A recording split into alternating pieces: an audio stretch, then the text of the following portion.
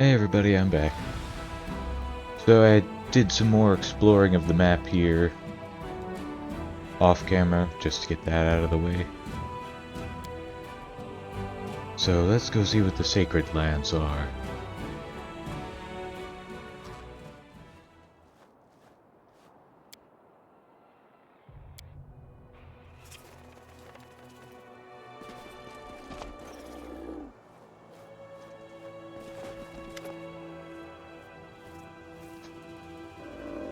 Welcome, my esteemed brother. The shrine of simple truth is waiting for you. Come in and learn. Come in and gain. Who are you? I am the guardian of the trial of simple truth that is hidden in this shrine, the servant of Erastil who annually lets the worthy ones in. The ones like you, I let in the initiated ones too. The path to wisdom is long, brother. Pass the trial, read the sacred tablet. What is this sacred tablet? There is a tablet of Erastil stored inside the shrine. It contains a truth that only the initiated ones are allowed to learn. Truth is the reward for the righteous. Wisdom is the reward, the award. It seems you have mistaken me for someone that I am not. Something is wrong. You are not one of the initiated, are you? And this dead land, it's not blessed Sarkoris anymore. My mind is cloudy. Something is wrong. But you still should go inside. Learn what happened to the shrine. Check if the tablet is still intact. Erastil will help you. What's inside? You'll learn after you go in, alone, without any companions, for the path of wisdom is lonely, and one should be facing the god, being... You're obviously sick. Is there anything I can do to help? Sick? Yes. The earth is sick, my roots are sick. What's wrong with me? Something at my roots. There, in the shrine. Erastil, it hurts so much. Poor tree. Hold on a little longer. We'll try to heal you. We will, won't we? Let me in. Are you ready? Remember, you must go in alone, and after the gate closes behind you, after the gate closes, the only way remaining is forward. Yes, I'm ready. Go in then. May old Deadeye help you. Reach the altar. Learn the truth. Figure out what's wrong there, and come back. Come back, I beg you.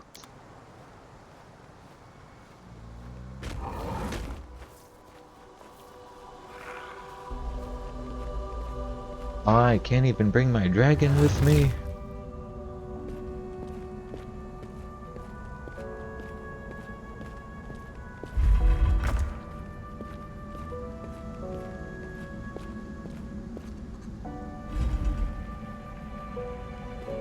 Oh boy, another puzzle.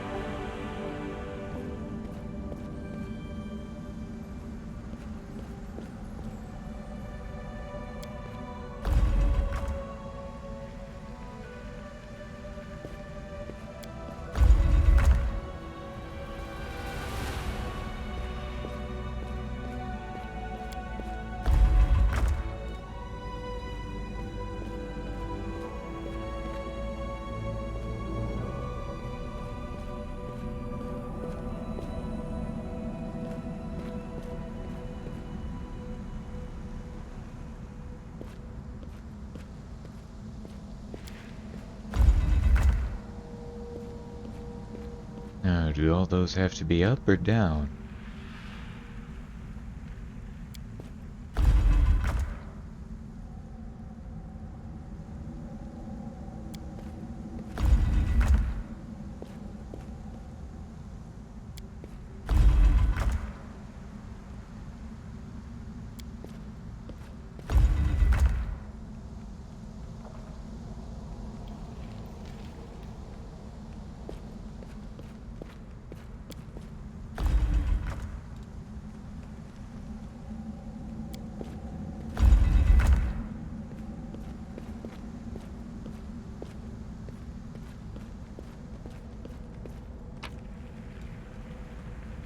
Summon monster 3. Summon nature's ally.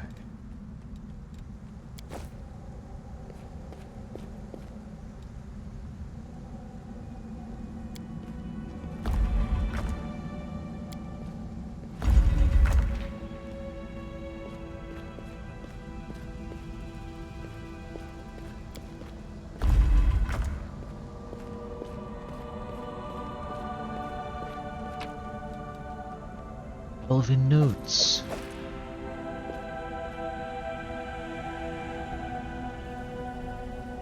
Alright, let's think about this. There a white tile? There.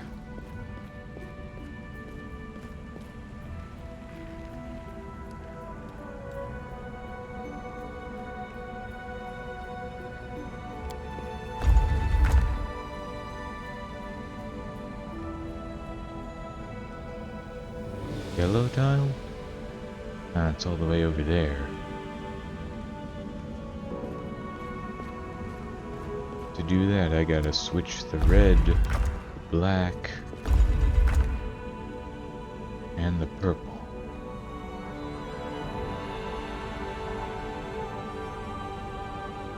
Wait a minute. Do I still have that wand of dimension door? Ah, I can't use it.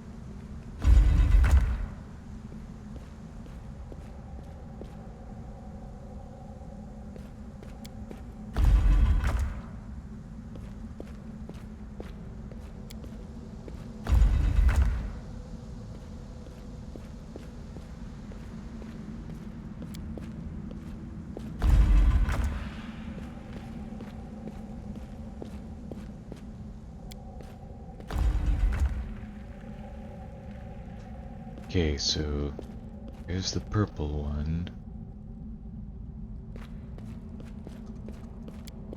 Red, black.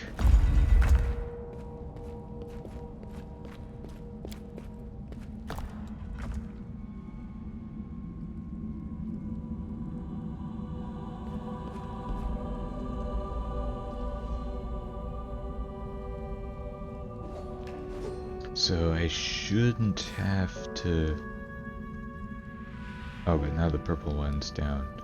I'll have to get over there somehow.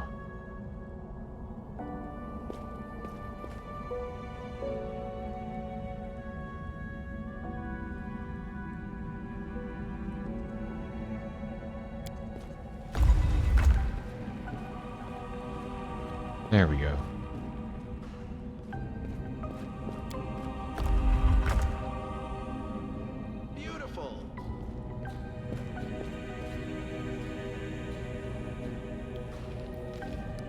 White. Where's the white?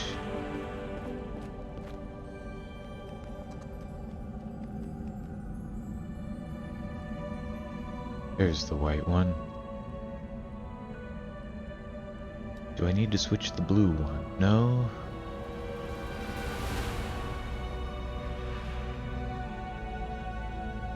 Purple's already up. So I don't think I need to do anything more over there.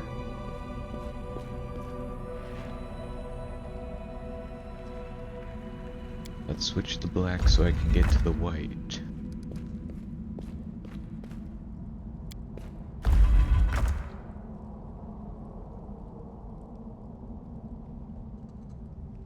And light blue and green. Let's see what we can do.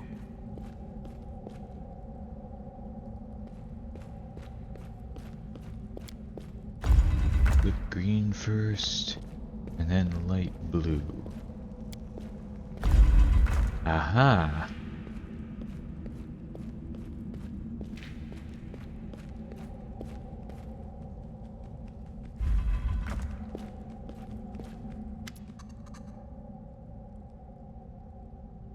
Ooh. Scared you, huh? Don't worry, I'm not planning on gobbling you up. If I was, I would have done so right away, as I did with all the others whose bones are scattered all around this place. But that wouldn't do me or you much good, so you'd better listen to my offer. Who are you? A complete idiot, that's what I am. When the invasion had just started, I snuck into this shrine disguised as a druid, then waited. At first everything went well. Those fools came here to undertake some ritual and ended up in my stomach. But then the druids stopped coming, and I realized I was stuck here. The damn tree doesn't just protect the entrance, it also maintains a spell over the labyrinth to stop those who undergo the test from cheating, I guess. So I've been stuck here for years now, sitting on a pile of bones. A royal screw-up, that's what I'd call it. What was the secret this shrine has been keeping? You talking about this? Truth be told, I don't remember any longer. Some platitude just like this horned simpleton likes it. Wash your hands before eating, or maybe don't piss into the wind. Trust me, you didn't miss anything at all. But don't get upset. If you do as I say, you can still gain something. What are you proposing? Go out and destroy the tree. Burn it, chop it, you know the drill. Set me free, and I'll reward you with something more substantial than the moldy pearls of a bumpkin god's wisdom.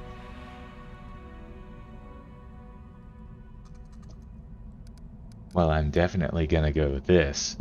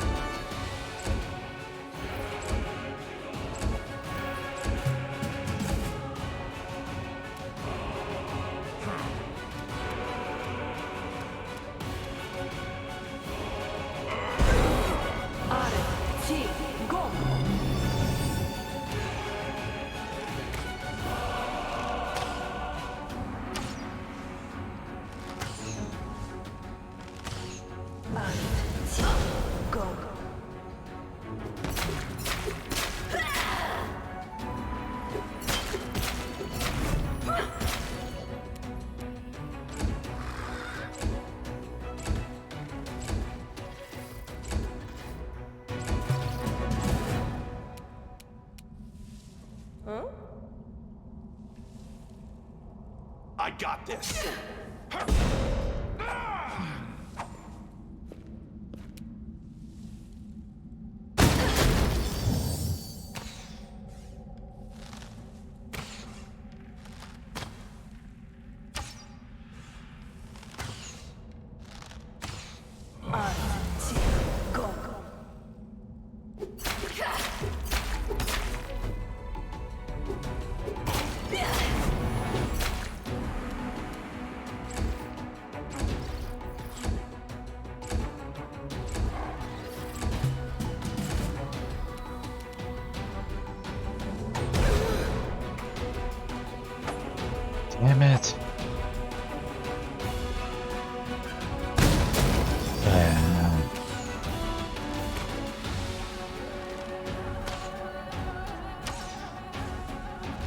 Well, they're no help.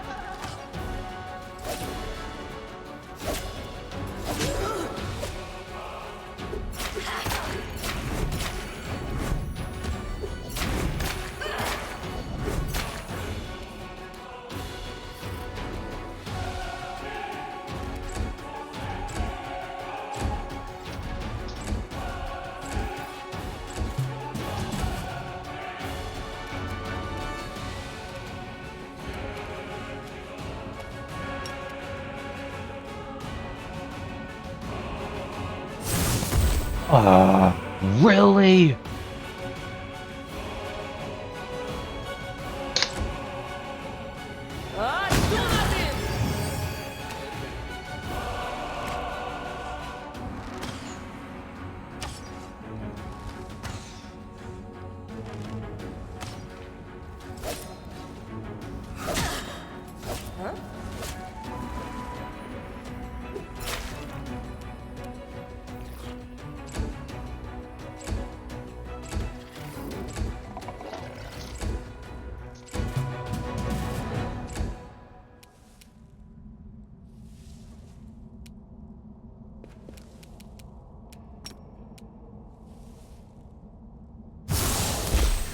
Oh my god!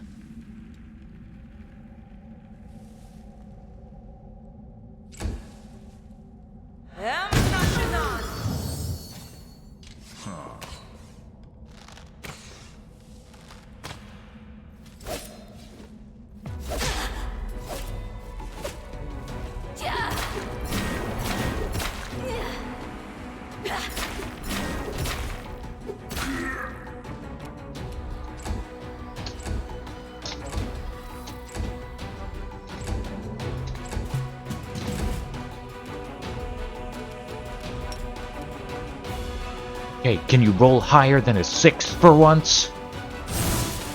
Finally.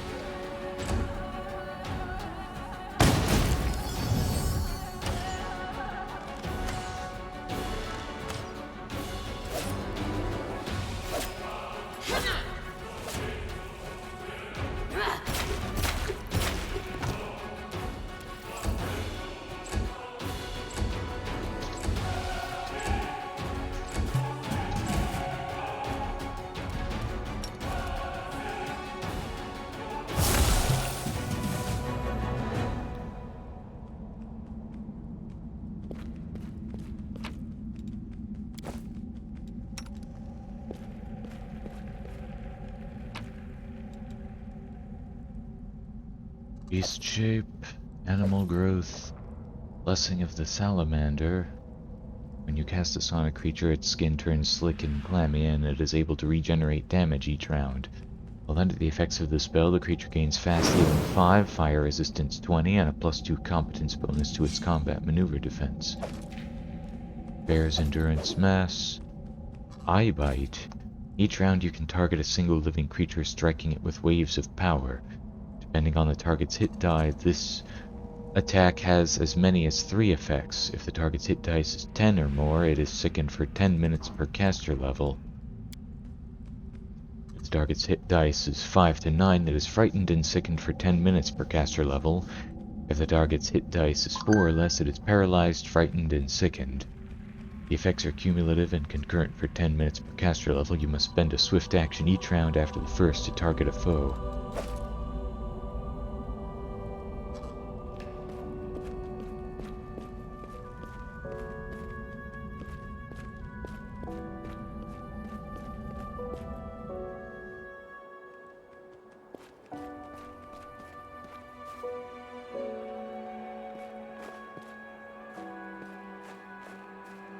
Not much of a reward, really.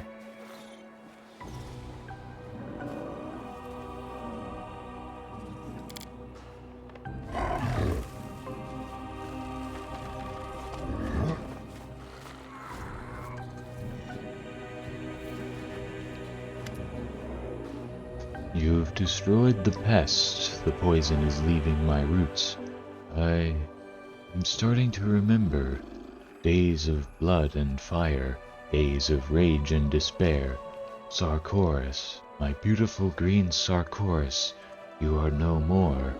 I can clearly see that the tablet that I was supposed to guard is broken now. So why am I still here? For whom do I keep guarding this desecrated shrine and its lost truth? You don't hurt anymore, good tree. See, I told you we'd help you. I thank you for helping me, esteemed brother. Take this. You haven't gained Erastil's secret knowledge, but you have still passed the trial and earned your reward. What secret did this shrine keep? I do not know that, for I am not an initiated one. I am just a guardian whose duty it was to open the door for those seeking initiation. On the tablet in the shrine, words of wisdom were inscribed, ones that the stag god revealed to his loyal followers. Now the tablet is broken, and everyone who read it is long dead. But our god did not abandon us, I can feel that. He will return to this ravaged sanctuary. Perhaps the day will come when his lost wisdom will no longer be forgotten. The day will come. Day will come when we'll banish every last trace of corruption. Don't abandon your hope, Guardian. Pray for us. We are fighting to bring that day closer. Tell me about yourself. My acorn was planted here when the builders broke the ground to build this shrine. I grew along with its walls. We are one, the servants of Erastil, posted here to guard his wisdom. Weak, tired, unworthy servants who failed their mission. But still, thanks to you, we survived. Thanks to you, we still have hope of serving our God once again someday. What are you going to do next? It is time for me to sleep. Slumber will heal me. I will sleep and dream of beautiful green Sarkoris, till the day when the demons are gone and I open my eyes to see it reborn anew. Farewell. Farewell. May follow your path, and may old Deadeye keep you safe on your journey. Wasn't much there.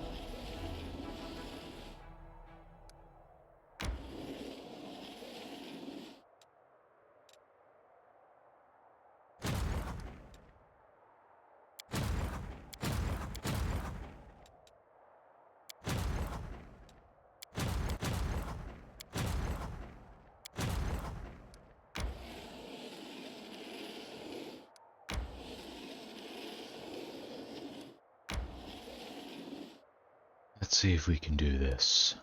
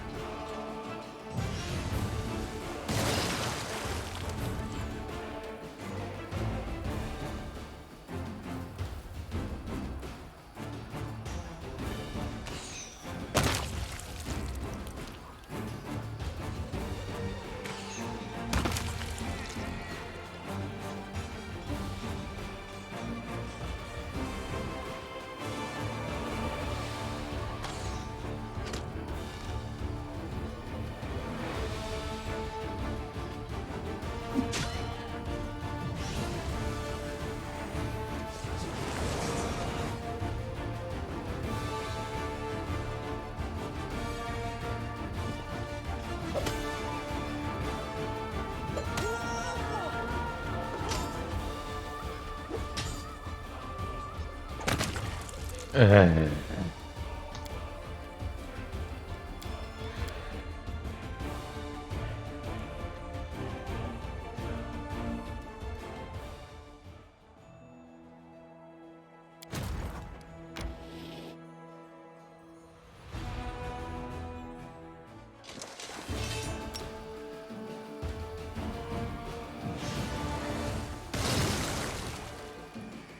Well, that sucked.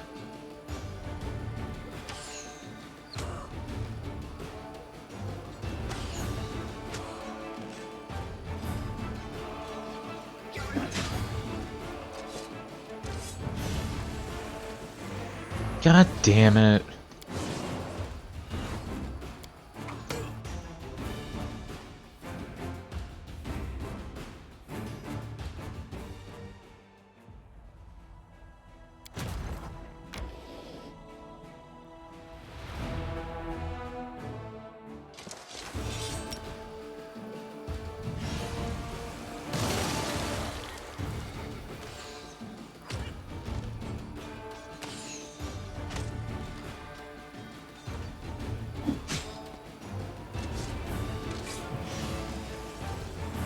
Nope.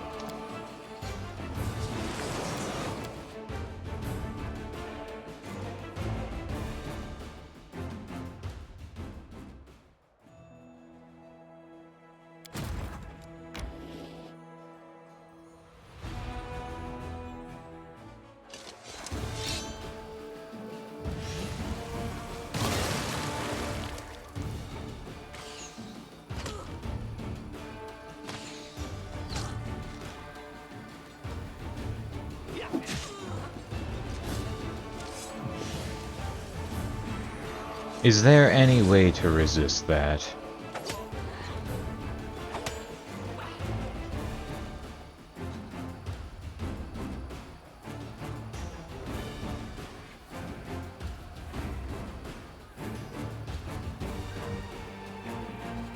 I need to roll an 18 or higher.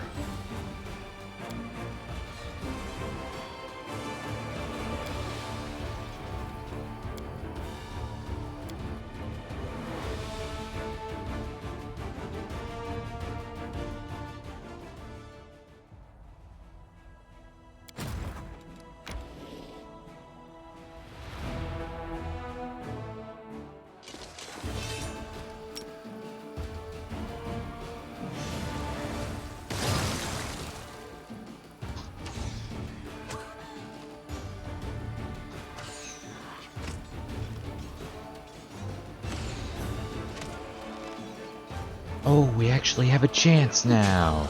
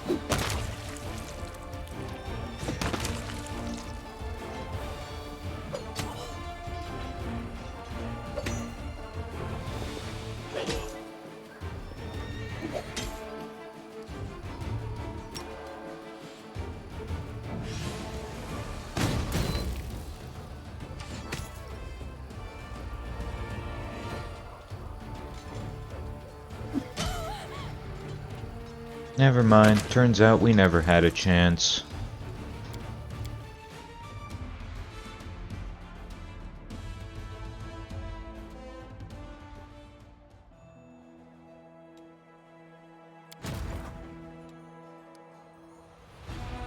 God, I hate Crusade mode.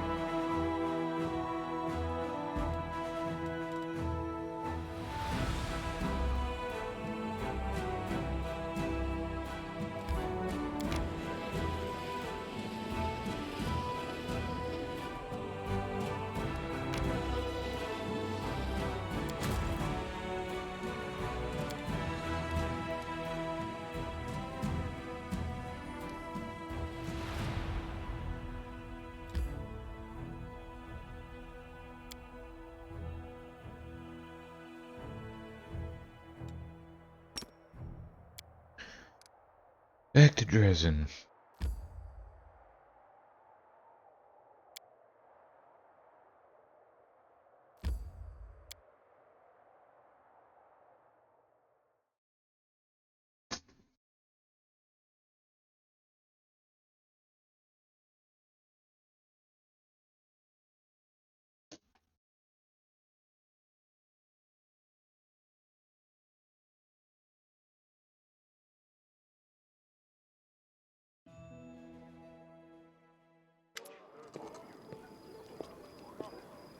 Hold up, Commander. Thing is, remember how that crusader went missing a while back and then he was found outside the city walls, disemboweled? I remember. So has the murderer been found? No, not yet.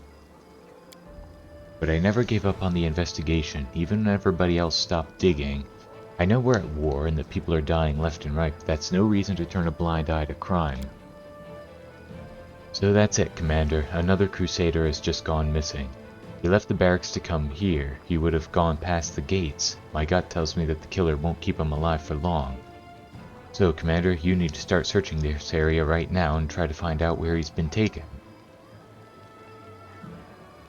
This is all quite unexpected. Death often shows up when you least expect it. Not like I picked the timing. Tell me about the missing crusader. He's the youngest son of a poor nobleman from Mendev. It's called something like Rillik or Rilak. He's young, barely out of the nursery, and he decided that he was a man now, and so off to war he went. You know how it goes.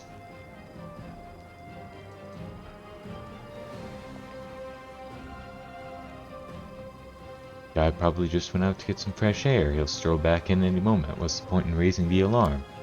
Listen, Commander, do you trust me or not? If you do, then just do as I say. Find the kid, then we'll talk. Alright, I'll search for the crusader.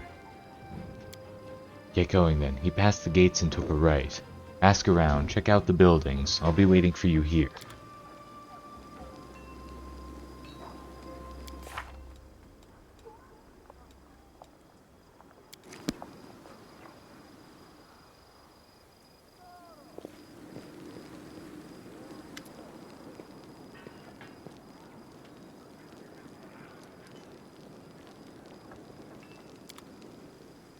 Oh, past these gates.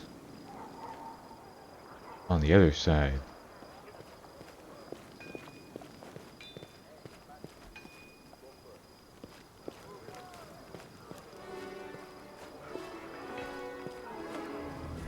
I feel like that's a little too obvious, but let's check it out.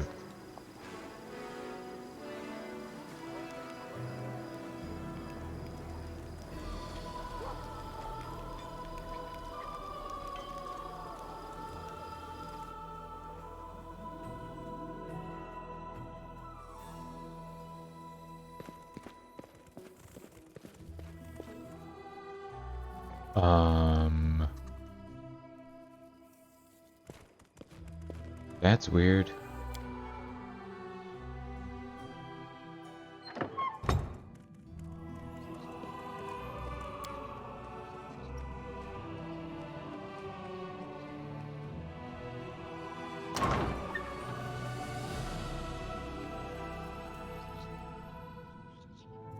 I knew it.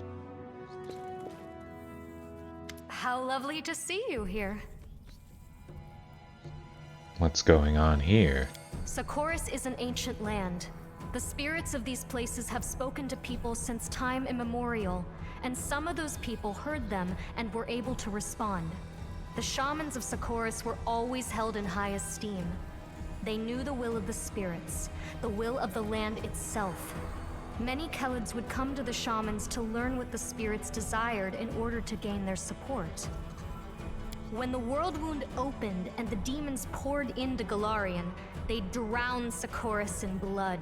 The earth moaned as it soaked up the blood of Kelids, crusaders, and demons. The spirits drank this blood, slowly becoming deranged and turning into incarnations of madness and pain. Look what Socorus has turned into! It's an open wound on the body of Galarian. The world wound has changed it beyond all recognition. And the spirits, these poor creatures have been corrupted. Twisted by war, they moan and they howl, but only shamans can hear their senseless cries of agony. I am a shaman. Maria, the spirit I am bonded with, is mad and can speak of nothing but her endless hunger for blood. I give her what she asks for. I feed her the blood of crusaders. The spirits of Socorus can no longer speak to shamans. All I can hear is the cacophony of their howls, screams, and laments. But there is a way to restore their sanity. By performing rituals. Bloody but effective rituals. When the untainted blood of the Crusaders cleanses the corruption that Maria fed on for centuries, the spirit will regain her sanity and I shall be able to speak to her.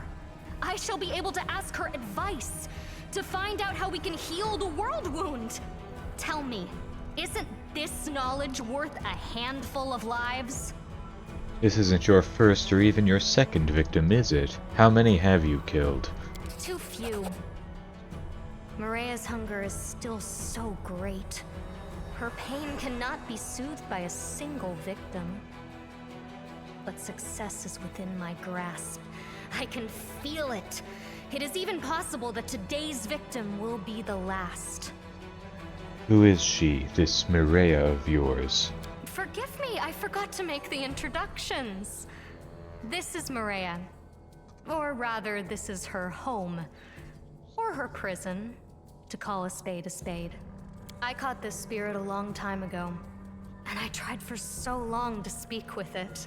My little demented ball of rage. I felt compelled to bind it to this amulet, just temporarily, until I worked out how to help it. If I am to be fully honest, her name, Maria, is of my own devising. She is not yet able to speak to me, but I still needed a name to call her by. Why do you think your method will work? I do not think. I know. I sense things many people cannot. I can infer what the spirits want. For example, there is one spirit hanging over your left shoulder as we speak. It came to enjoy Maria's victim. Can you sense its hunger? Spirits are akin to animals. You cannot bring a hungry dog to heal. You cannot stroke a hungry cat. To speak to a spirit, you must first feed it. It is not their fault that after so many years of torment, the only thing that can satisfy their hunger is blood. My ritual will work. I did not read about it in books or learn it from some wizened teacher. You could say that I invented it myself, with Maria's help.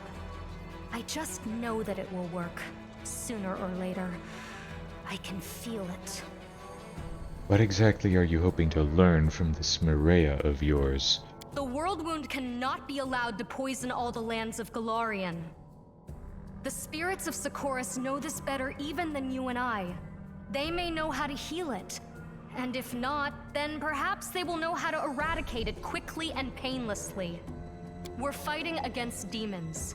It is a just cause. But imagine we win and the demons vanish for good. Do you think the world wound will vanish along with them? That it's something we can defeat with weapons? That it won't burst open again at some point in the future like an old festering abscess? I am thinking of the future of these lands, of how to heal them and restore them. Would you not agree that a few Crusaders' lives is a price worth paying? Who was this young man, your victim? He's the youngest son of a noble from Mendiv. I believe his name was Rillick or Relic. I think the dolt was in love with me. He was ever so eager to come with me to this house.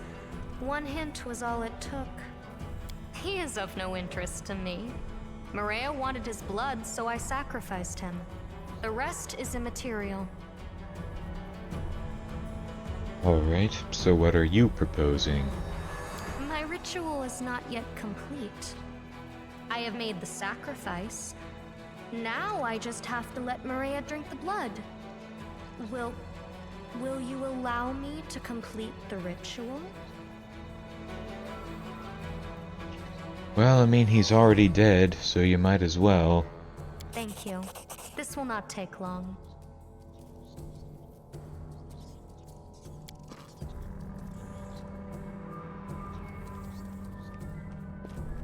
Accept this sacrifice, Maria.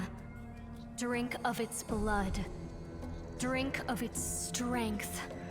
Drink of its life. We are one, you and I. Our thoughts, our bodies, our souls. What you take in, I take in also.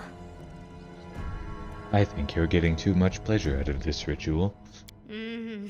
Is it wrong to love what one does? Don't you like killing demons in the name of goodness, justice, or whatever it is you're fighting for? Do you not experience pleasure when your weapon plunges into the enemy's flesh? When you look in his eyes and you see the awareness fade away? Have you ever watched a heart stop in an open chest and known that you were the cause? Have you ever held someone on the very brink of death? When your victim's strength is fading with every second before it fades utterly, and the only evidence of your duel will be the bruise on your wrist left by his failing grip. I enjoy what I do. However, my preferences are nothing compared with Maria's appetites. We are quite lucky that our desires align at all. So did the ritual work? Yes and no. I think I made out a few clear words from Maria before the madness swallowed her again. I'm on the right path. More rituals are needed.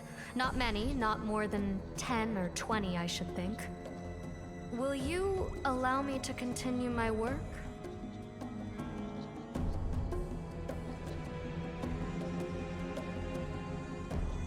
No more killing. I will spare you this time, but you will have to find another way of speaking to your spirit. What a pain.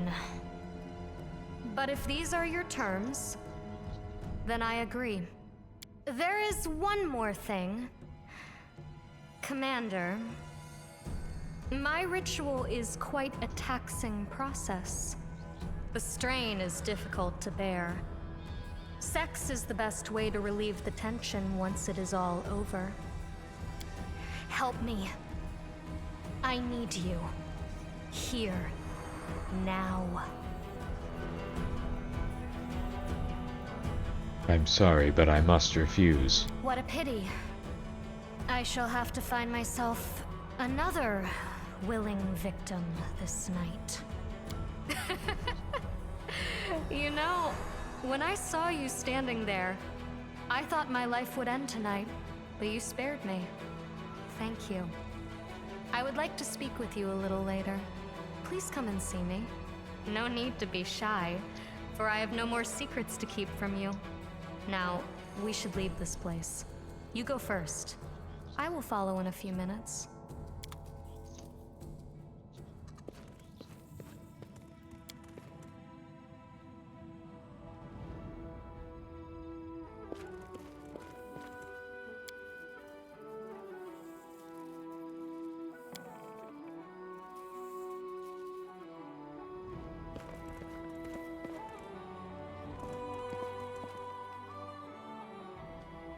I wonder...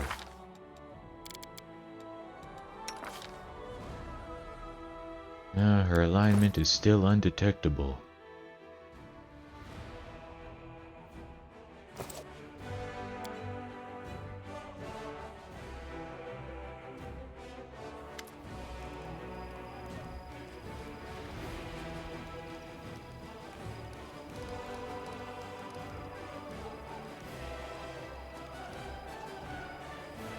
Well, Commander, have you solved the problem? First, tell me honestly, what exactly do you know about this crime? Crime? What crime? Listen, Commander, I was just using my brain, following certain individuals, listening to what people were saying on the street. I had my suspicions, but what are suspicions worth? On their own, nothing. I didn't have any proof. I'm not Erebeth. I'm not gonna go digging for the truth. Because if I dug deep enough, the Knight Commander would be down a companion. Smack bang in the middle of a war. How would that help anything? I'm not gonna be the one to scupper this crusade, so I'll be keeping my mouth shut. I trust that you'll handle this in whatever way is best for the crusade. You want to tell Erebeth everything? Go ahead, it's your call. The problem has been solved. That's all I needed to know. Thanks, Commander.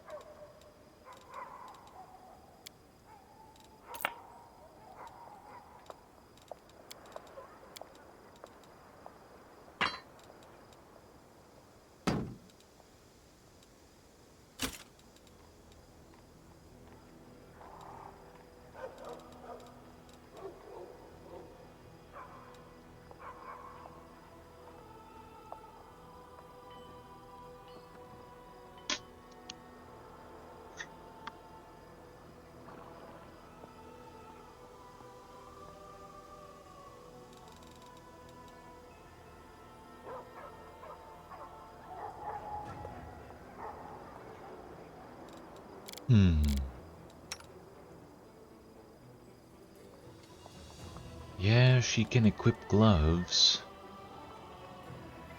She's not evil, so she's not gonna get the damage bonus, but at least she's gonna get a bonus from that.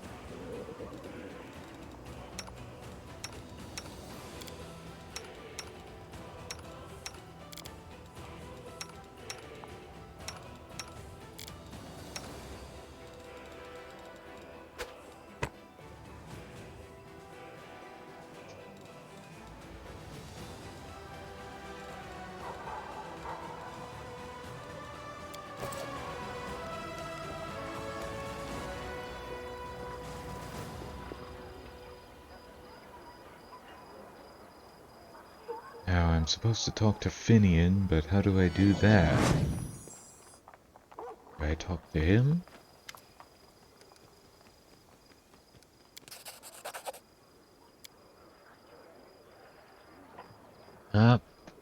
More from the storyteller. It's been 2 years since I started to serve the darkness. She found me in the Ivory Labyrinth, her gaze piercing through all my protective spells as if they had been cast by an untrained apprentice rather than the last Archmage of Kyonin. She is powerful and insidious. She is the perfect assassin. Her name is Nocticula. She invited me to Alushanira, city of demons in the depths of the abyss, the capital of the Midnight Isles. The Lady in Shadow highly values my ability to remain unnoticed. Kneeling before her throne, I listened to her praise and felt like a child being given a pat on the head for doing some simple chore for the first time. But this is no longer important. Now I serve a demon lord, for this is our agreement. She will help me decrypt the scribbles I copied in the Ivory Labyrinth. In return, I will serve as her court mage and spy for the next 17 years. Now, Alushanira is my home, and Nocticula is my lady in shadow. Tell me about your life and Alushanira. Of all the places in the Abyss, Alushanira is the most civilized. My lady wants to make her capital the face of the Abyss, a place travelers from other planes can visit without too much fear. I don't care. I'm only here to complete my service, get the promised reward, and return to Galarian. However, strange as it may be, Alushanira's demons treat me honorably. They hate me, sometimes growl at me, but they never attack. I've prepared many spells and am ready to use them at any moment, but I've had no reason to yet. I have my own tower in the upper city, not far from my lady's palace. I've strengthened it with protective spells and set golems to guard it. I created a portal to Galarian at the top of the tower, one which only I can use. It will be my escape route if I need to flee urgently. I expect an attack every day, but it never happens. This might sound ridiculous and surprising, but I think the demons of Alushanira respect me. You trusted a demon lord? My lady in shadow has no reason to hide the truth from me. She does not care about my research. She offered me help out of curiosity. I am something of a bizarre pet to her, both funny and useful. She offered me help, and I agreed. I must thank my lady for her generosity. 17 years of service for translating 17 phrases from Baphomet's Labyrinth. A bargain. Please continue.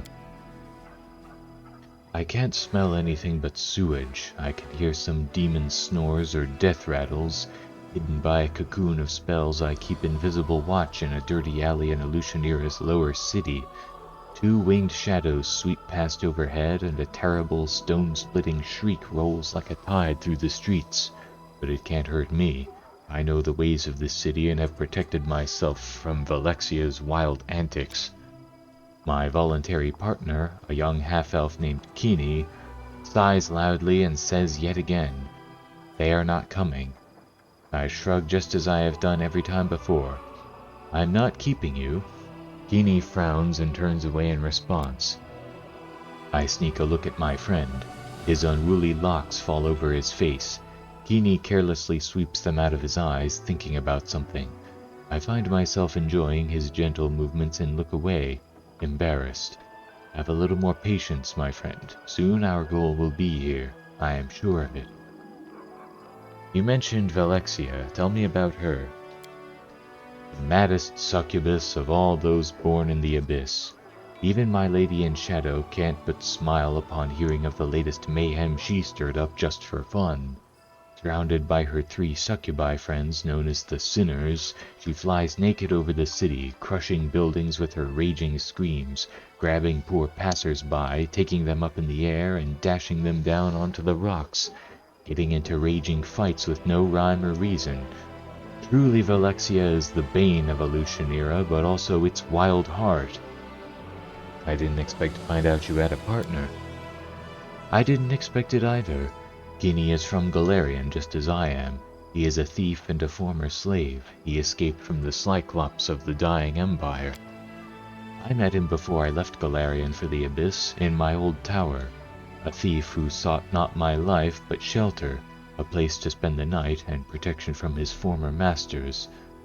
My charms worked. Kini couldn't get past the ground floor of the tower. That's where I found him, sitting on the floor, entangled in my trap's living vines. I freed the hapless thief. I wasn't angry at his intrusion.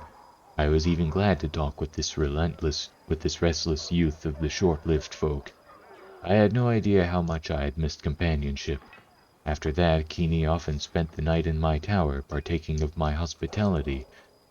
Together we lived through the terror of Earthfall, and when the time came, I took him with me to the Abyss.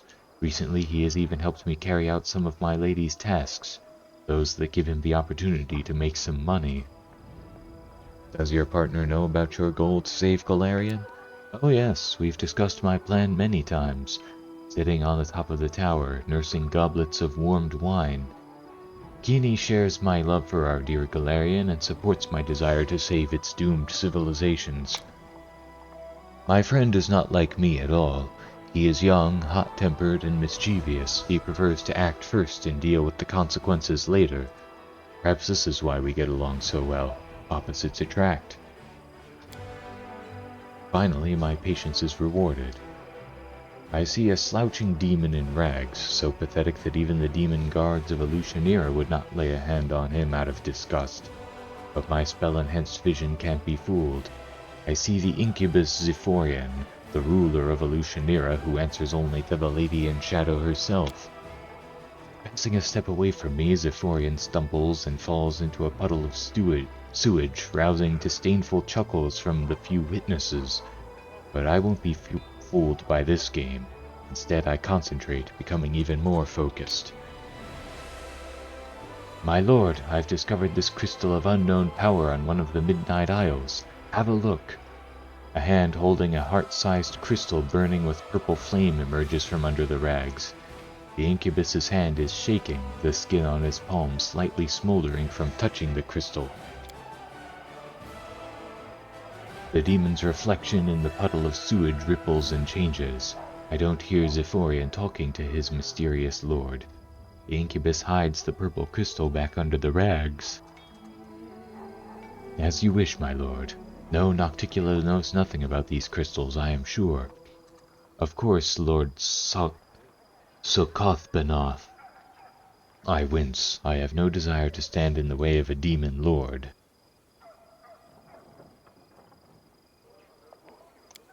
I turn around. You see, Kini? We were able to get evidence of Zephyrian's treason. I was right. But my friend is nowhere to be seen. Who is Sokothbanoth?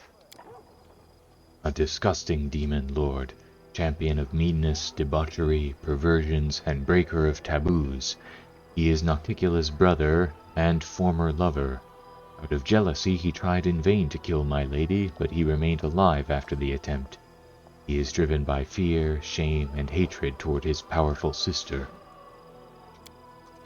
I'm standing at the top of my tower. There is a goblet of warmed wine in my hand. Nocticula was pleased with my raid.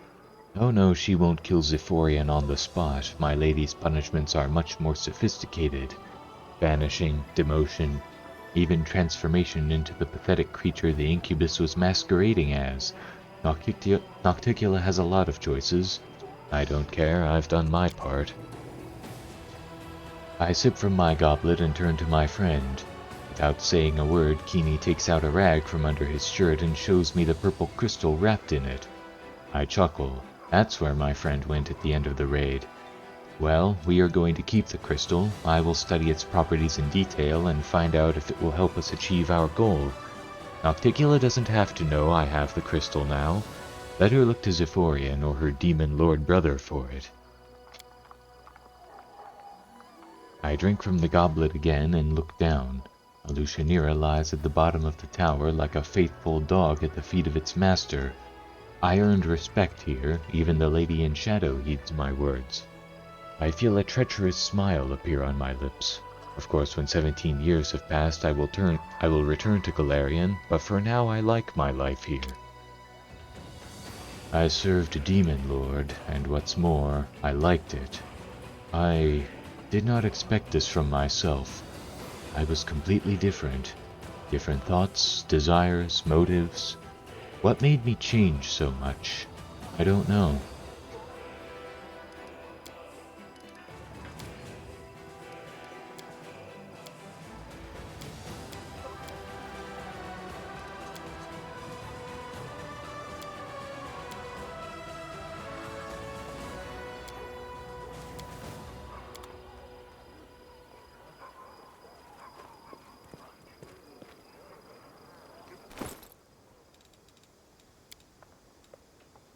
Ah, that's how you talk to Finian. Hail to the adventurers! You know, I've never regretted following you. Everyone seems to revolve around you, like beavers in a mill wheel.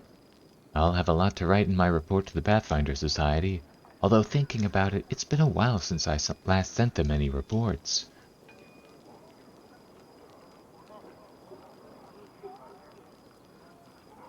We got ambushed by cultists who spoke of some bladesmith. I suspect you might know him. All too well. He was the one who tortured me. I don't know what specimens they wanted from you. Maybe they thought I had stolen something from them. Wait, I just remembered something. That bladesmith's workshop was just outside Eyes, right by the walls. If, Gorham willing, we are ever in those parts, I'll beat the hell out of that scumbag for all he did to me. Huh, finding those cultists was a stroke of luck. I'm ready to leap into battle right now, just say the word. It's like I can feel this newfound strength. When you go to Eyes, make sure to bring me along.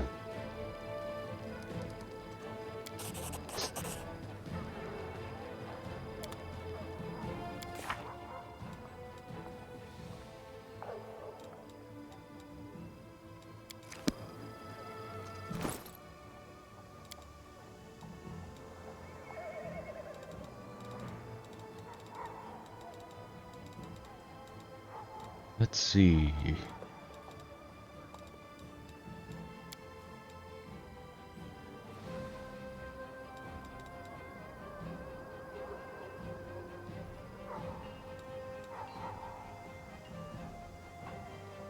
$29 to $34 damage when equipped. 28 to 33. Holy enhancement +2, finesse wielding. Brilliant Energy, Heartseeker, enhancement +3, finesse wielding. This is a +3 Goat's Touch Heartseeker weapon. This weapon can tear the soul out of a living enemy. Whenever it lands a hit, it deals additional 1d6 force damage.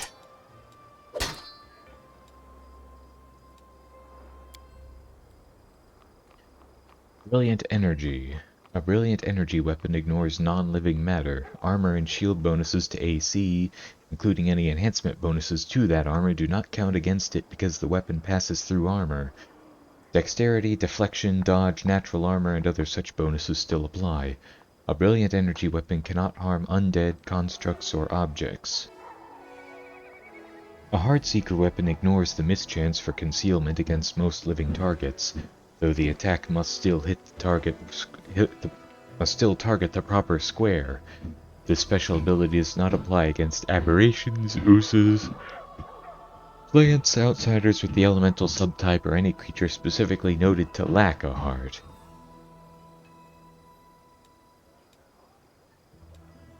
Let's see, holy...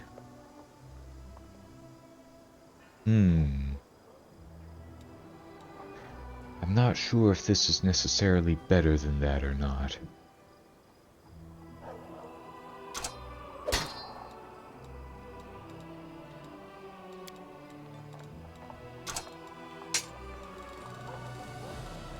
I guess I'll use that for now and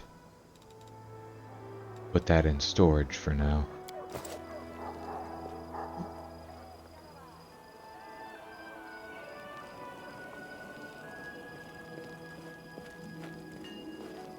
Now, let's see what's happened while I was gone.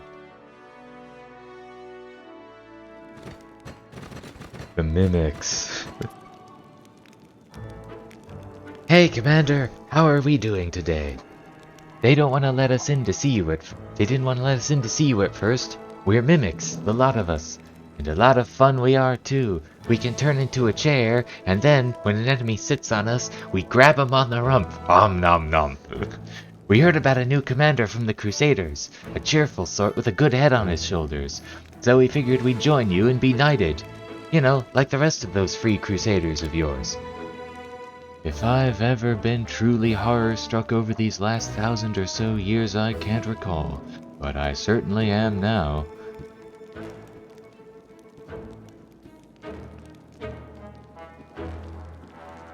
Perfect. Consider yourselves enlisted. I dub thee Sir Wardrobe, Sir Footstool, and Sir Cultist's Bed. Now we're talking. Look, we're crusaders now, my lads. Them demons had better beware.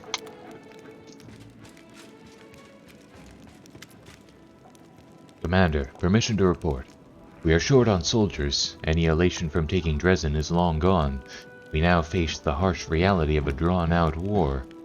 What was sufficient for an expeditionary force won't cut it for a proper army that needs to hold the territories around Dresden and still advance forward.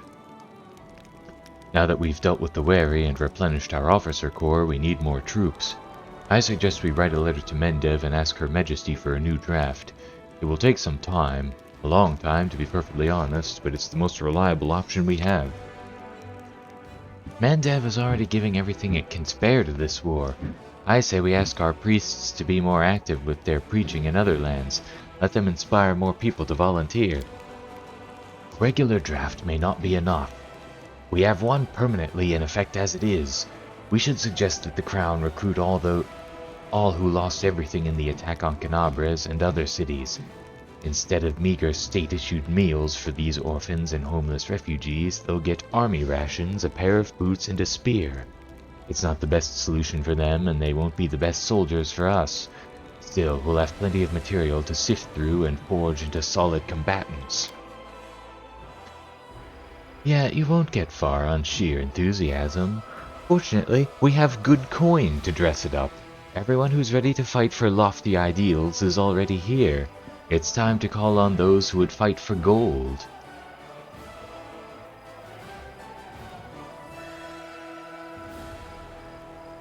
And what about the troublemakers from the wary? Do they criticize us still?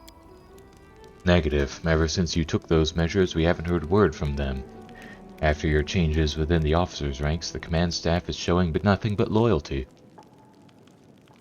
Let's discuss our options in further detail. Sela, what's your plan? I'd traversed half the world to join the Crusades, and I'm sure there are still plenty of souls all over Galarian who would join our ranks. We just need to get through to them. Let's send priests to preach in other states, and not just any priests, but those who've been on the front lines. They'll tell everyone of the horrors they've seen here and how important it is to fight back against the Abyss. People will volunteer once they see that this is a battle not for Mendev or Sarkors, but for all of Galarian. You truly believe that people learning about what's happening in the World Wound will come running to volunteer? You think too highly of them. Upon hearing this preaching, most people will run in the other direction, as far and fast as they can. Regil, what do you suggest? At present, Canabres and other cities that withstood assaults are teeming with orphans, the homeless, and refugees, survivors who lost all they had. They live off the Crown in tents sustained by handouts. Get them to the front lines.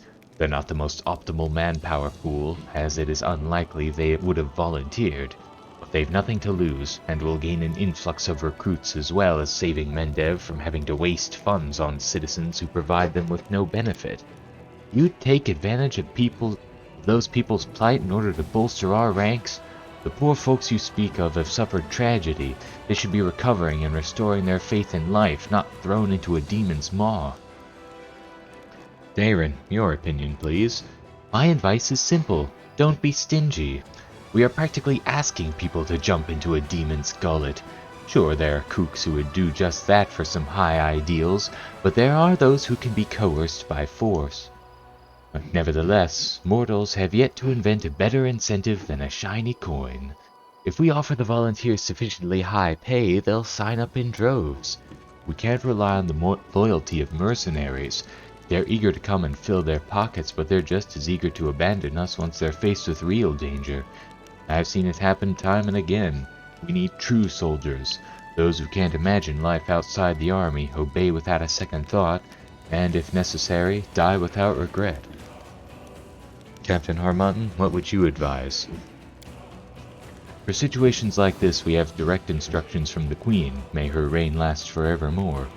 We should write to Nerosian and ask Her Majesty to announce a new draft in order to send reinforcements. Of course, the plan will require time, but there's no question that it'll deliver results.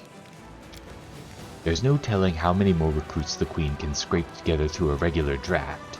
Mendev has already given us the best and most enthusiastic. It's time for the rest to do their part.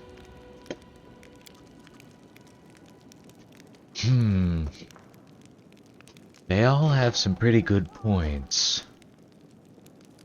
Let's see what the effects are. Unlocks the Preacher's Decree. Recruitment growth for trainable units increases by 7% for 20 days. Regil?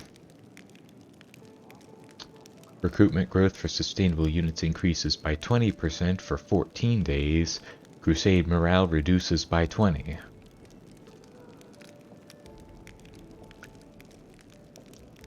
The number of available mercenary units increases by 1 for 14 days.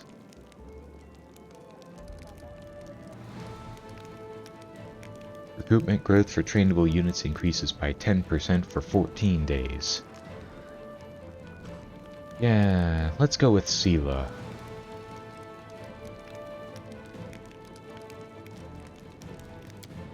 I'm glad you understand. The preachers will set off today. Thank you, Commander. I will report on the measures we implement and their results in due time. I'll call for the Council to be reconvened if we encounter any further difficulties.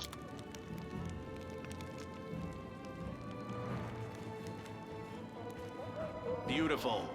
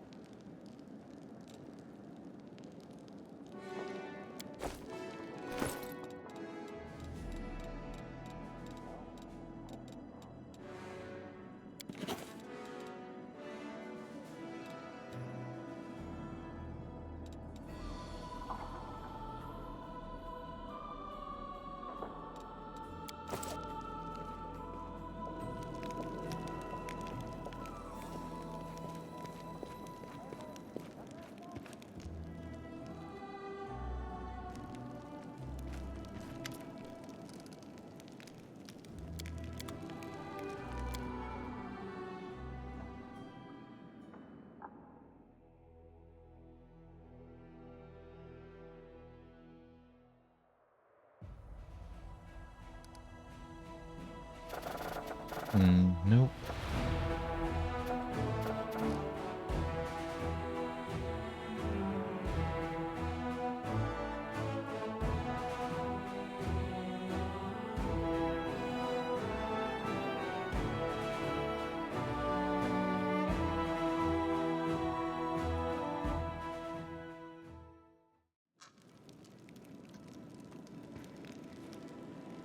Let's see what we can do.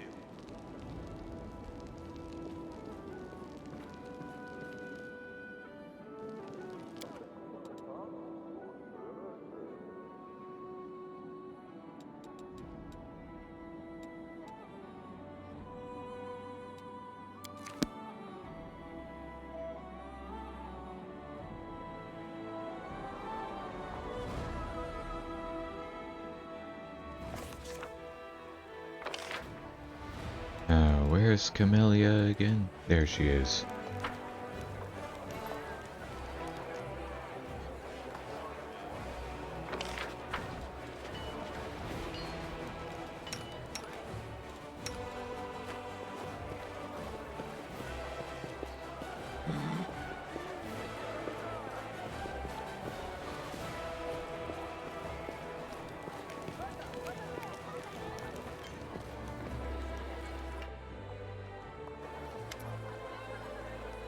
Hello, my friend. You don't mind if I call you that, do you? I've done a lot of thinking since we last met. You had every reason to hand me over to the headsman, yet something stayed your hand. Whatever guides you, your promise to keep my secret makes us accomplices of sorts, even friends. Shared secrets bring people closer, don't you think, my friend? Sometimes I've... Oh no, we already know. Well, maybe it's her work. What good are they to me? The moment life leaves the body, now that is exciting.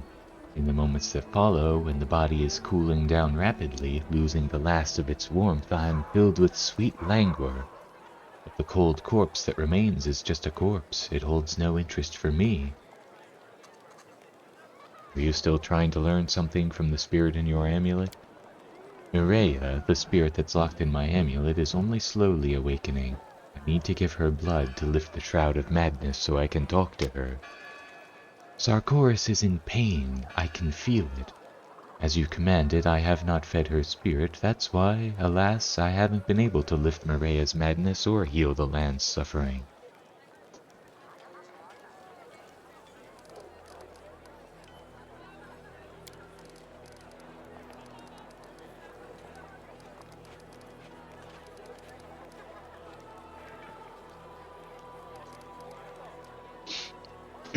With pleasure. Friends share everything. What do you want to know? How many people I've killed? Which organ is the most delicious? I'll tell you everything. Tell me about your life in Horgus's mansion. I have no complaints. I had everything I could dream of, except freedom, which I had no need of anyway. I value security and comfort much more than the opportunity to get in trouble firsthand. I had the best fencing teachers. My mentor was a shaman for Varissia. I wore beautiful dresses and ate sumptuous meals. A rich library kept me from getting too bored.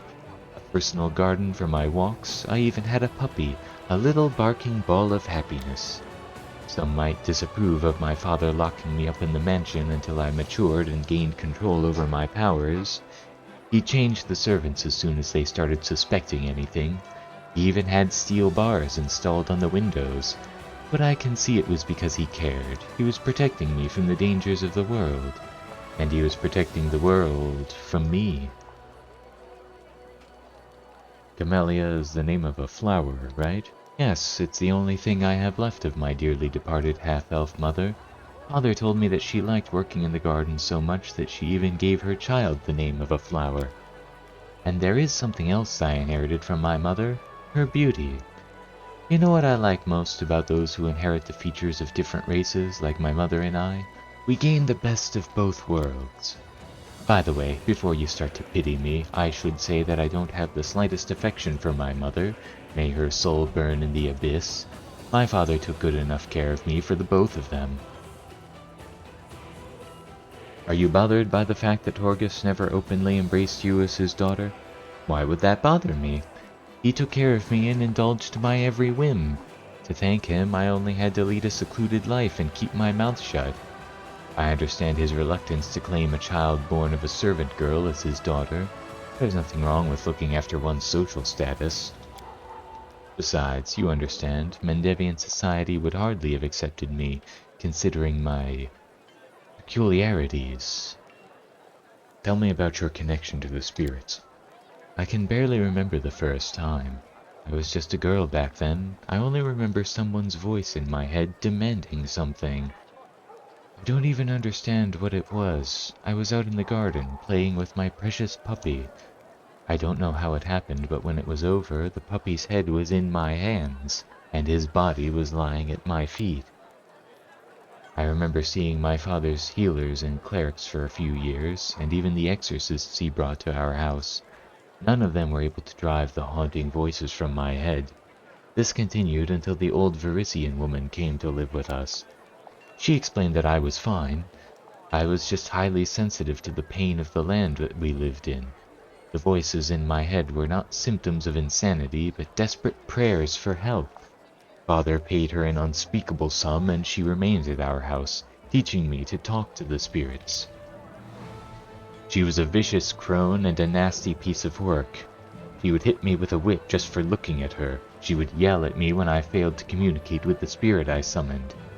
And when Father left for a few weeks on some errands, she locked me in the basement at night. Now I see that I terrified the old woman. Well, it was her fault. She should have taken the money and run while she had the chance.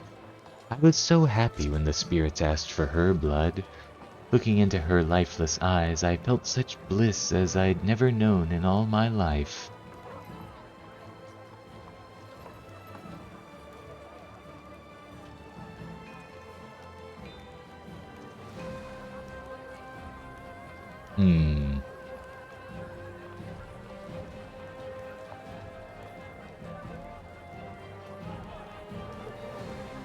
Why did you kill her? Surely your father would have thrown her out if you'd told him what she was doing.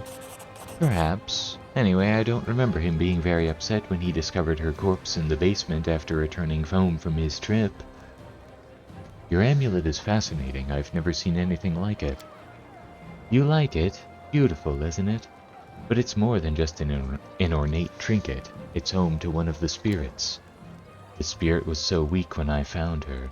She was hardly anything but a small shred of rage and madness. I locked her in my amulet, and I've taken care of her ever since. I try to talk to her. I don't know her name, so I call her Mireia.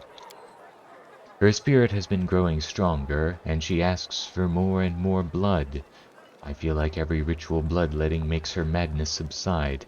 Just a few more, and I'll be able to talk to her, and find out how to heal the lands of ancient Sarkoris. Tell me about the ritual killings you've performed. I killed to learn the will of the spirits of the land. Sarkoris was torn apart by demons, and the blood of many thousands of living creatures poisoned these lands for many years. The world wound keeps growing bigger and bigger. It's no surprise that the spirits of this place have gone mad, and endlessly thirst for more and more blood. Only when bathed in blood can they regain their senses, at least temporarily. But it would be a lie to say I don't enjoy what I do. I remember all of them, every last breath, shriek, and sob, every fatal stab, blood running down the blade as I pull it from a victim's heart, the taste of the drops on my tongue. I like to watch the blood pool beneath a body as it cools. By the way, did you know that blood only flows while the heart is still pumping? That was quite a discovery for me. I opened one of my victims and watched her heart slow. Beat, beat, beat, and then silence. My connection to the spirits of old Sarkoris is overwhelming. Your whole face transforms when you talk about murder. I've always dreamed of discussing it with someone other than my father. How fortunate that we're friends now. Tell me, what will happen if the spirits ask you for my blood? I wonder. There's only one way to find out. Haha, I jest, of course. I promise if something like that starts to happen, I'll tell you at once. I'm loyal to you. You can trust me. We're friends. What do you think of the powers you've received from me? What do I think of them? I love them. I've always felt special, and my ability to talk to spirits was proof of that. But now I feel that I can do anything. Tear someone in half, demon or human. Freeze a beating heart in someone's chest with a simple look, or a mere thought. With a wish, I can make the blood of a living being flow in the wrong direction. It is celestial bliss, my friend. I am grateful to you for giving it to me. I've learned enough.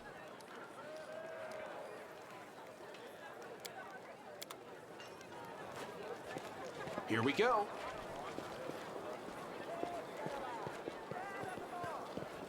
Until her quest line goes further, I'm always going to wonder whether I shouldn't have just killed her when I had the chance.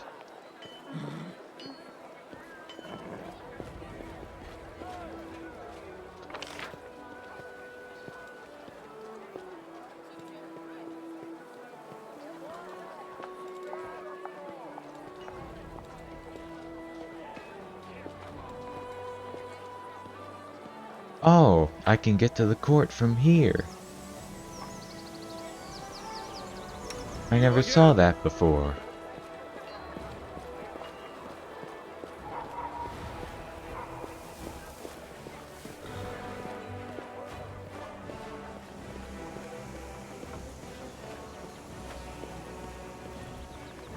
So that's how you get to the floating island.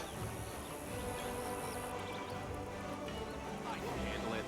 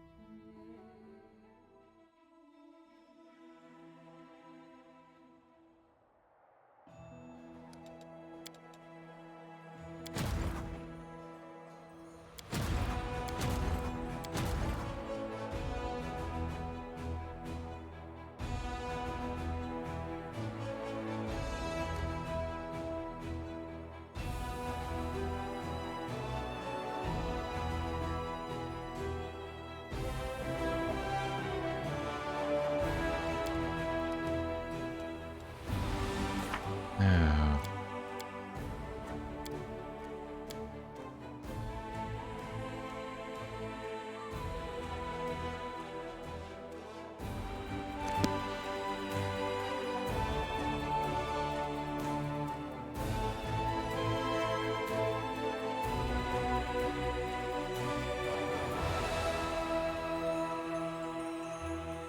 Yeah, I like how that quest is called Finian's Awakening. Can't help but wonder if it's a subtle nod to the book Finnegan's Wake.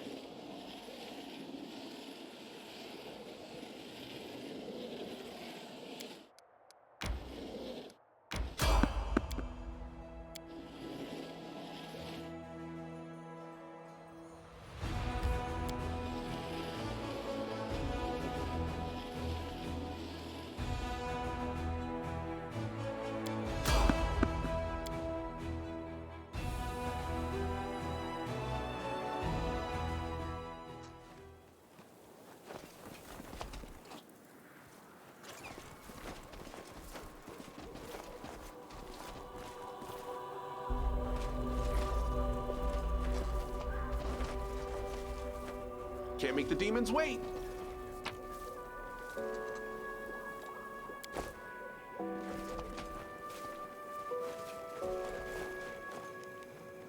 Another ancient ghost. We meet again. I will ask you a question. Ask me a question and I will answer. The second question is more complex, and therefore the answer will be more difficult. I will share a memory with you, and you must tell me what you see. For a moment the world around you ceases to exist. Instead you find yourself surrounded by a thin, delicate mist. A green light ripples through the mist, illuminating the silhouettes of people, buildings, hills, ocean waves, animals, and trees. You see them briefly as they take shape, but they vanish almost as quickly as they appear. But there is something else with you in the mist, something that doesn't disappear. Menacing, elongated shadows rush towards you from all sides, and then the vision fades, the images flickering out of existence.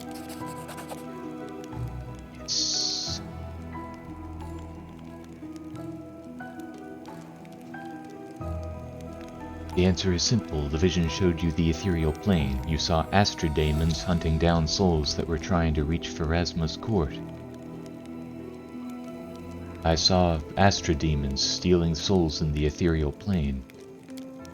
All it takes is a little knowledge to begin your journey.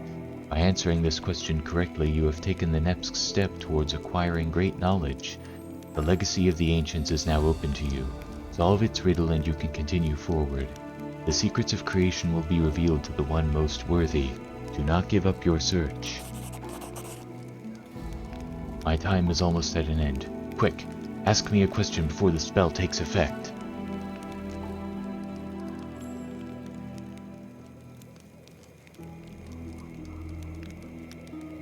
Why would anyone go to all this trouble to find the one most worthy? What's the point of all these puzzles and riddles? I can't answer that question. I am forced to be a part of this, but I do not know the purpose of my enslavement. The power that binds me also wants adventurers to solve riddles. That is all I know. I am supposed to tell adventurers that my questions are a test to see if they are worthy.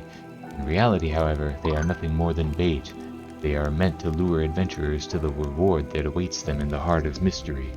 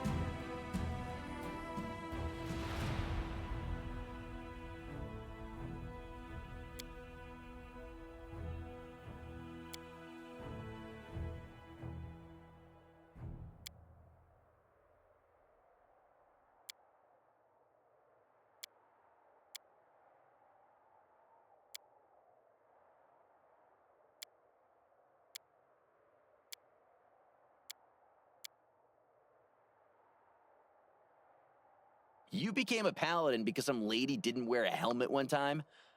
I suppose, fine, so you stole her helm, but come on, they're paladins, they're rich. Don't tell me there wasn't a spare helmet lying around someplace. And what about armorers and all that?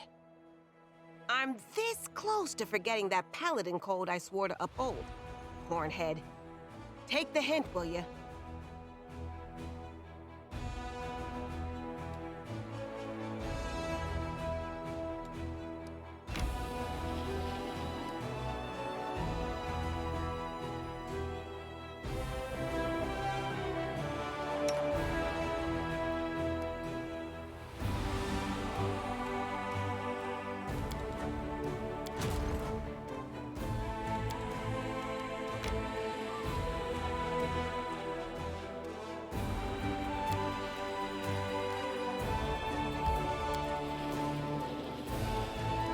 Oh wait, something else this way. Oh. Here comes some more demons. Where are they?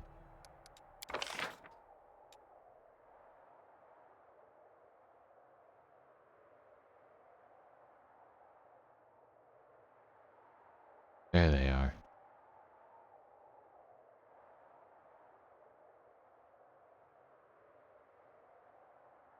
Seven.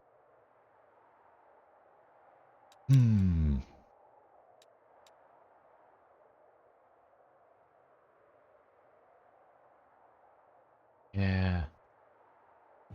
They might try to attack that though, so I might want to get...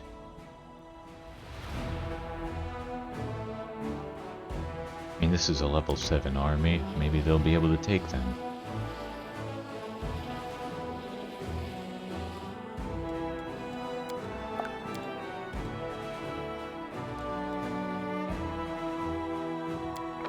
Oh.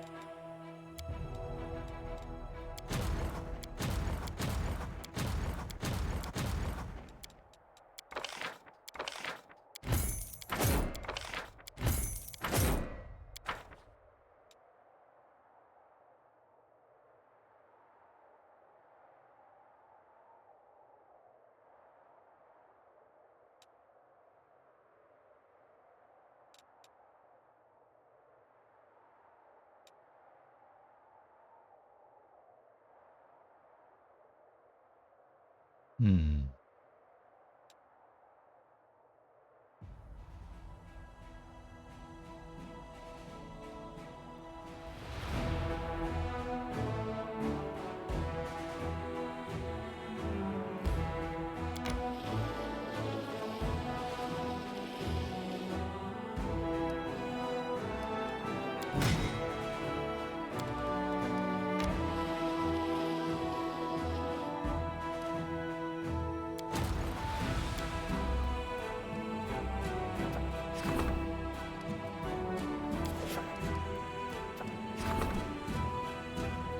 Conflict between two officers has led to a defeat in a skirmish with demons. One of the officers, a charming young noble, tried saving the lives of the soldiers. The other, a cynical veteran mercenary, acted based on the principle that victory is all that matters. The soldiers from each unit blame the other unit's officer for the defeat. How should the investigators arbitrate the guilty parties?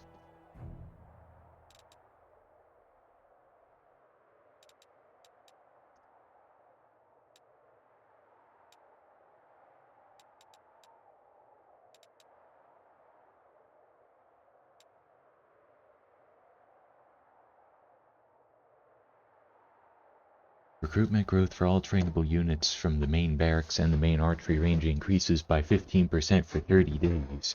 Well, that sounds the most beneficial. Social is convinced that both officers have something to learn from each other. Following his advice, the investigators sent out the two of them on a mission together. They came back as good comrades in arms. Their unit have been performing in harmony ever since, and the fame of the two great commanders has been drawing in new recruits.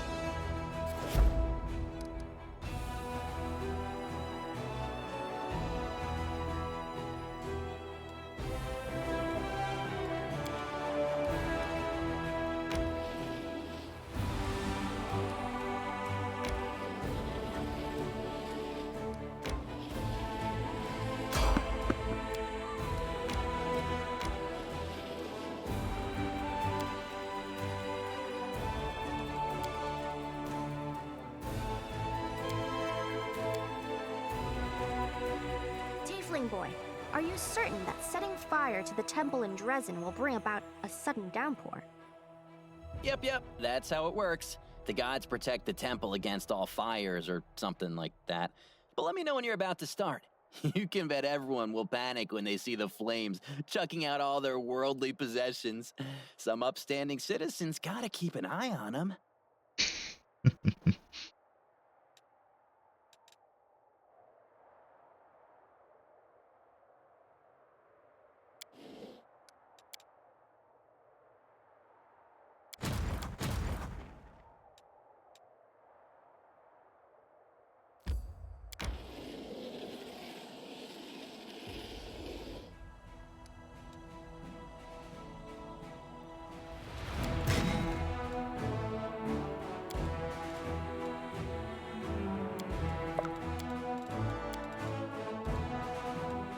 What if I do that? Let's see if this works.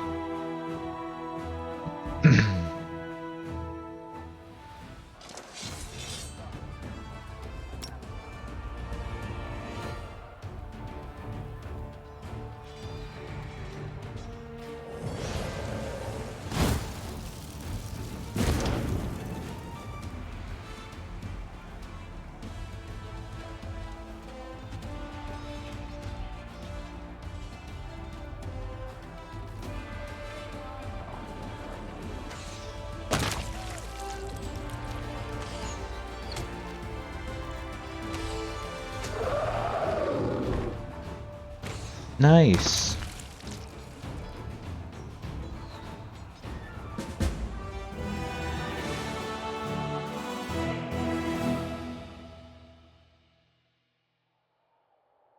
The Crusaders discovered the secret lair of the cultists who fed the meat of the prisoners to a pack of evil drakes. The brood of monsters is destroyed. They're covered with rot and mold eggs are broken.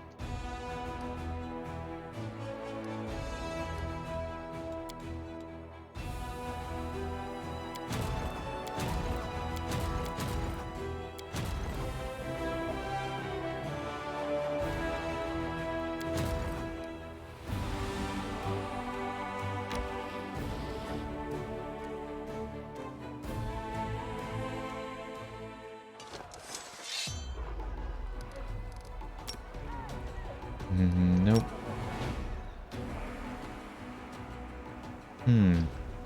I didn't think fire would work on these things, but apparently it does.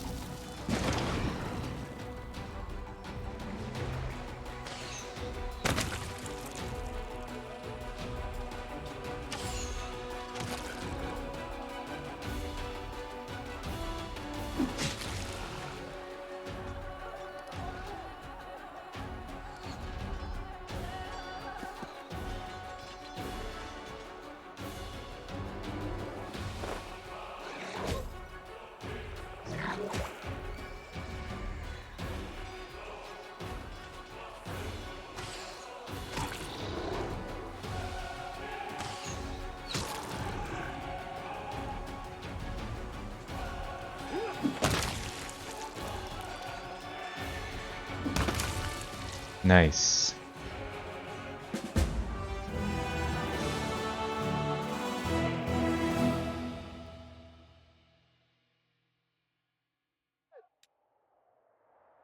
Crusaders see a tiny but magnificent mountain lake filled with clear, cold water. Even demons couldn't disturb its peace and were chased away by powerful water elementals. This remote site is obviously the source of water power, blessed by spirits of the plane of water. Energy points 4.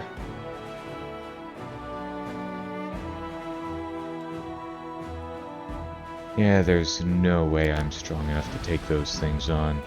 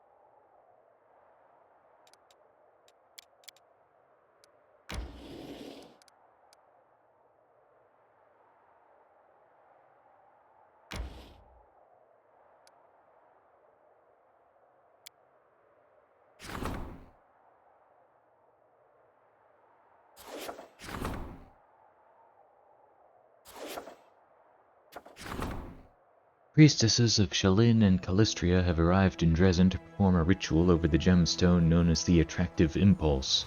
An argument broke out between them over who should have the right to complete their mission and who would get nothing.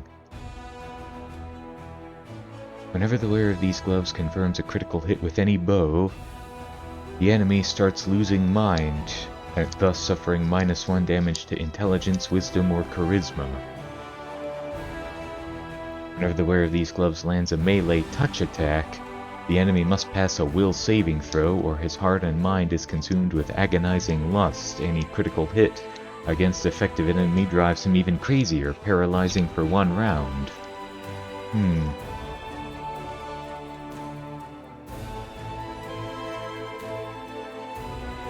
Let's go with this.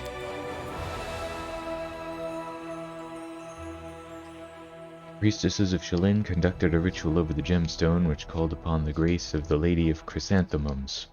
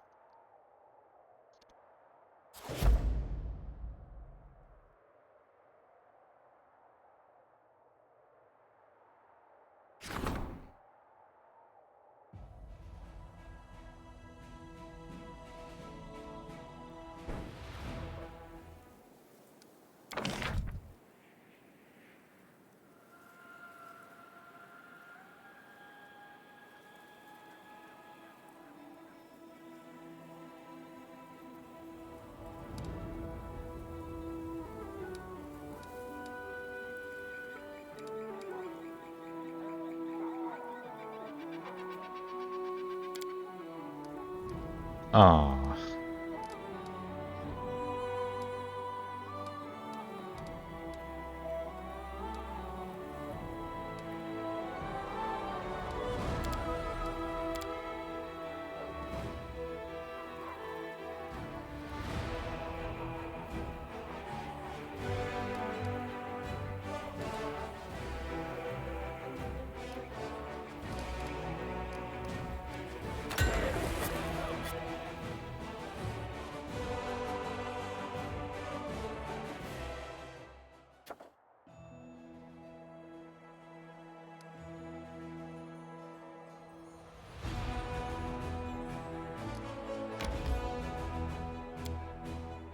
Alright, let's take a look at this place.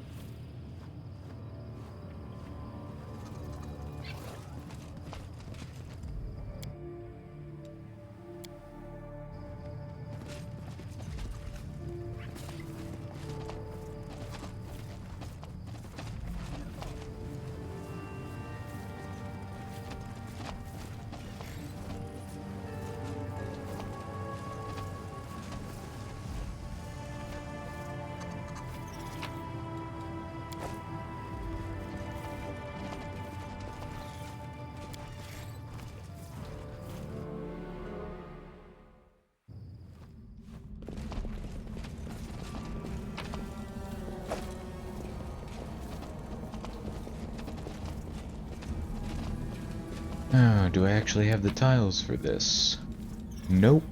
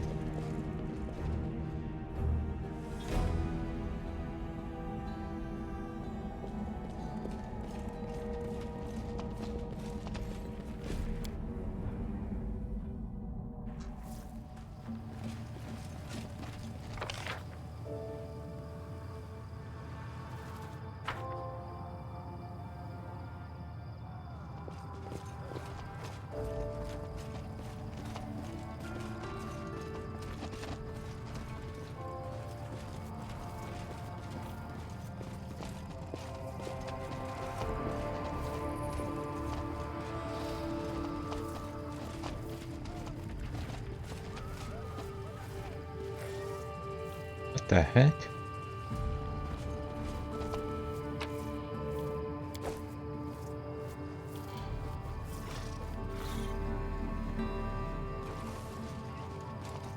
Well, that was weird.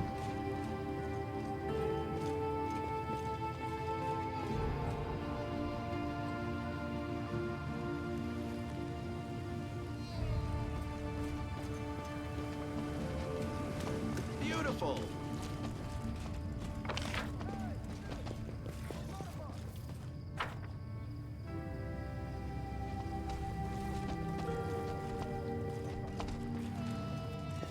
Not really anything there.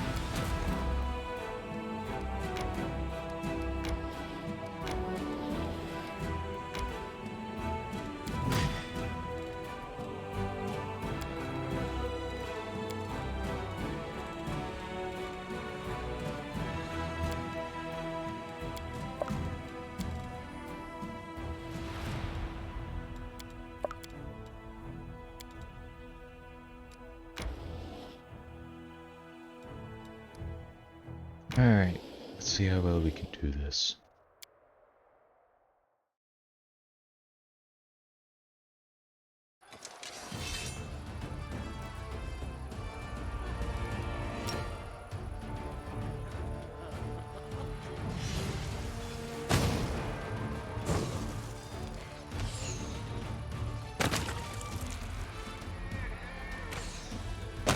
Nice.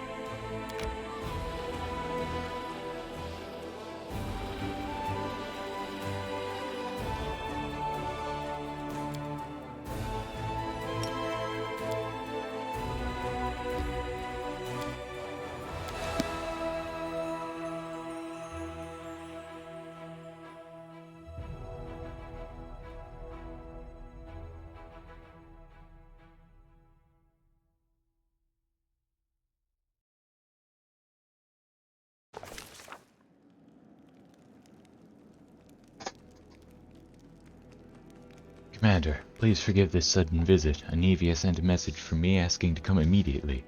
There she is.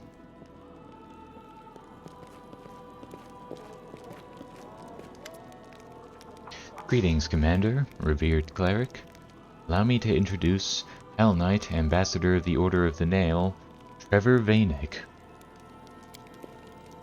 Greetings on behalf of our order. Forgive me, I can't stay. Duty calls. I have a pressing errand. From headquarters, yes, it's very urgent. So, your name is Trevor Vanek. That's right, I serve the cause of the Crusade.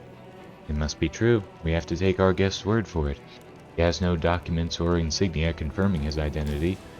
What? What are you getting at? Nothing at all. We're happy to welcome you to Dresden, Trevor Vanek. Enough! Who are you? How dare you call yourself by that name, scoundrel? Who, me?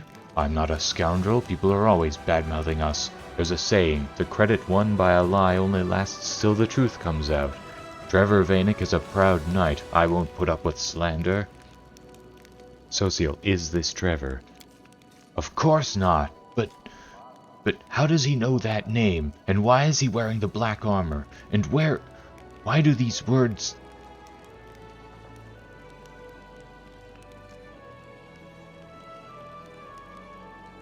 Anivia, who is this? A great question. I have no idea. My guys clocked him when he was trying to threaten a merchant with his so-called order to get a horse for free. Then he gave a familiar name, so I decided to organize a face-to-face for the long-lost brothers. You knew it wasn't Trevor right from the off. You saw Trevor when he served in Canabres, of course. But I hoped that meeting you would make him drop the pretense and crack.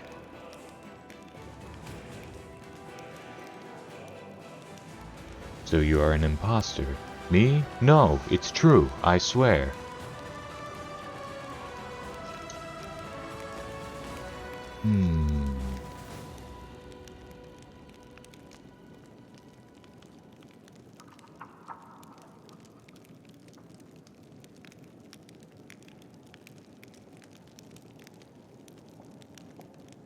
Do I throw him in prison or do I just throw him out?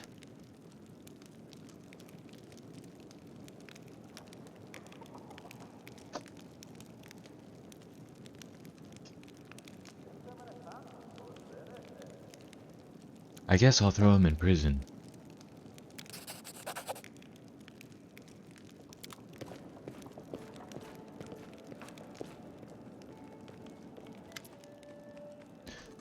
What the... Where did he come from? And did you hear what he said about truth and lies?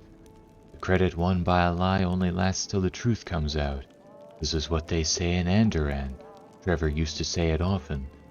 Of course, one proverb doesn't prove anything, but I feel like that imposter knows my brother. Oh, Shalin, what's going on? Commander, please, we have to interrogate him.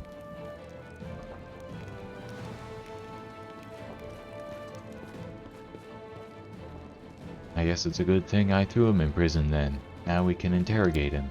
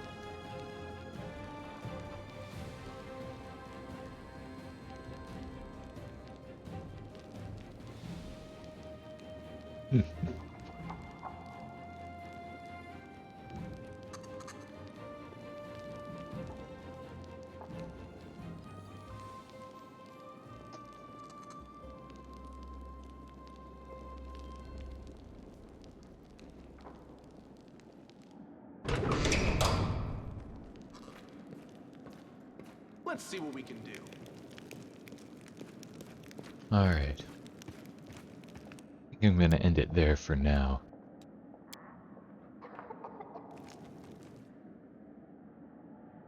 Yeah, looks like things are just... It's just gonna be clean up until I'm ready to actually hit the labyrinth.